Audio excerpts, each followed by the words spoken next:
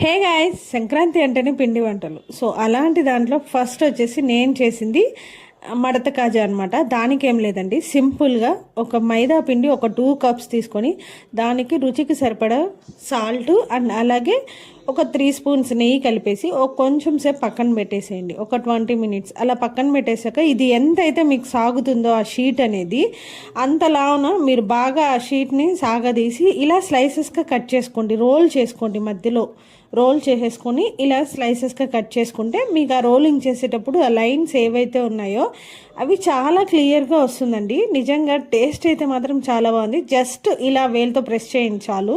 ఇక్కడ చూసారా, ఇక్కడ కనిపిస్తుంది లైన్స్. ఇలా ఒక చిన్న బాణలు తీసుకొని దాంట్లో ఒక 1 2 3 4 అలా వేసేసుకోండి. మంచిగా వేసేసుకొని మరీ ఫ్రై చేయకుండా ఒక 20 మినిట్స్ ఫ్రై చేసి మీరు చక్కెర పాకం ముందుగా పక్కన పెట్టి రెడీ ఉంచుకునేస్తే ఇలా మీరు చేసేసుకోవచ్చు అనమాట.